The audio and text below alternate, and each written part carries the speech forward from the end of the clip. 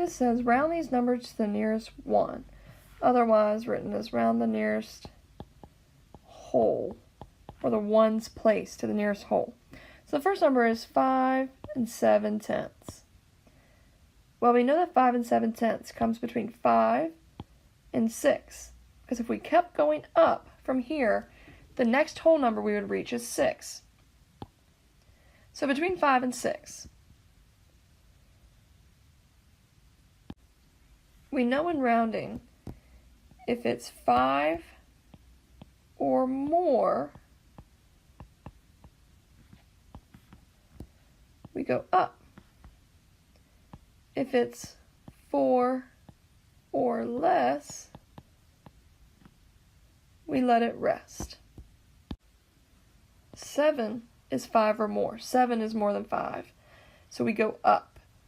5.7, 5 7/10 would round to 6. So let's look at the next question. 2 8/10. Well, if we look at our whole number here, we know that we're starting with 2, and 2 8/10 would come between 2 and 3. Well, we look at the tens place to round. The 8 is 5 or more, which means we go up to the next number. So 2 8/10 would round to 3. Let's try the next one. 6 5/10. Well, we know that 6 5/10 comes between 6 and 7. 5 or more, we round up. So 6 5/10 rounds to 7. Let's do one more together. 8 4/10. 4 or less, we let it rest.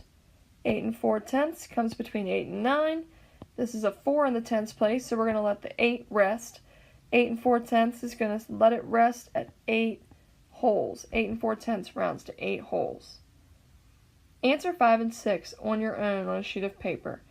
Do this quietly and independently. Pause the video to do it. So let's take a look at this chart and see if we can fill it in.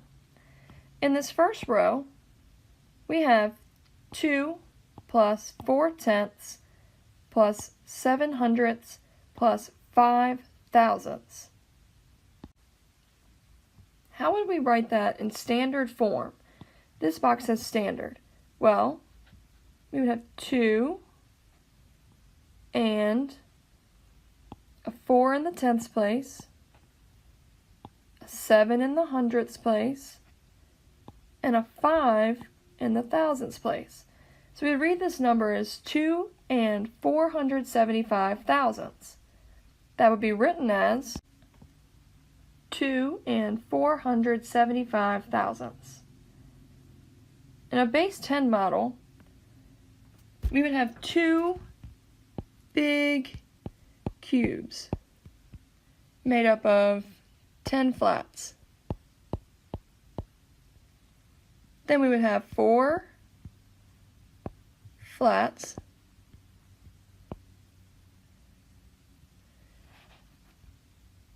7 rods,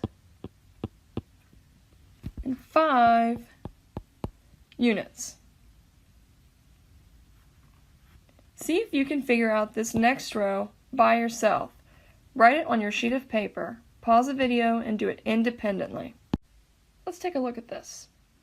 Over here, it says this model is shaded to represent one whole. All of the squares are shaded in, which means it's 100 out of 100, which is equal to one whole.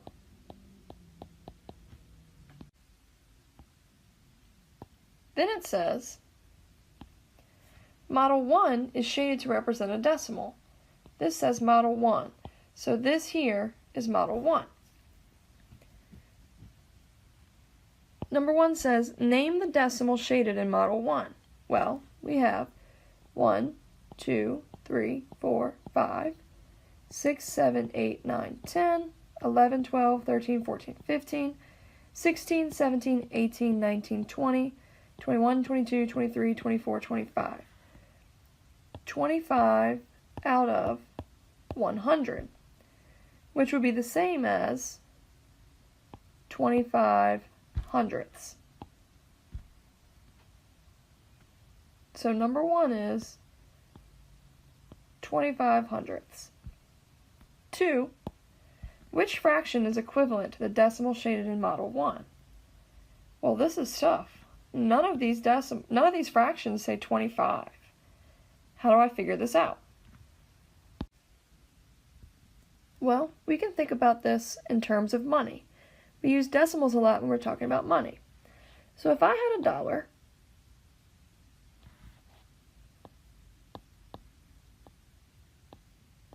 $1, that would be the same as having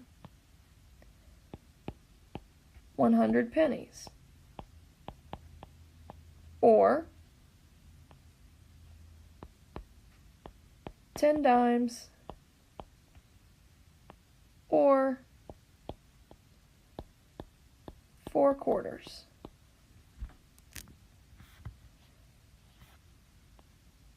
So each one of these squares is like a penny. So we have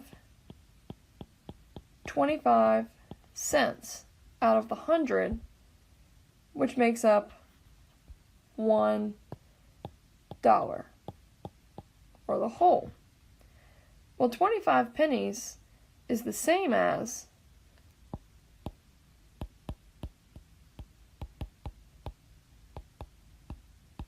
$1 quarter. Well, how many quarters do I need to make $1? I need 1 quarter, 25, 2 quarters, 50 cents, 3 quarters, 75 cents, 4 quarters makes $1. So 1 out of 4 quarters equals 25 cents. Which one of these fractions is equivalent to 1/4 or 25 cents? No, no, no, no, yes. The answer is 1/4. Take a look at this table. It says this table shows the times it took 4 students to complete a 40-meter race. Joel completed the race in 13 7/100. Justin, 13 6/10. Maria, 13 6/100. Or Melinda, 13 7/10.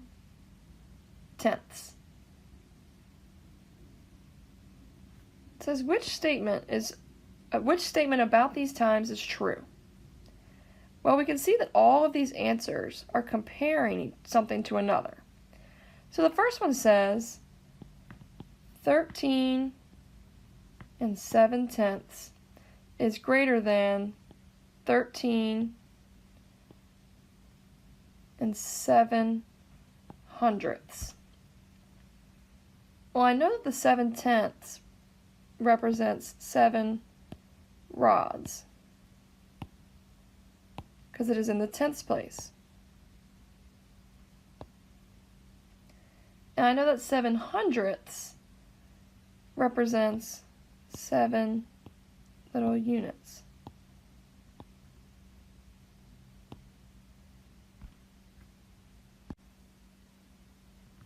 If I add in my 0 placeholder here, I know that 70/100 is more than 7/100. So A would be correct. 70/100 is more than 7/100. This one is true. What about B? 13 7/100 is greater than 13 6/10. Well, if we line up those numbers by the decimal, 13 7/100, put my decimal, 13 6/10. Well, I know that 60/100 is greater than 7/10.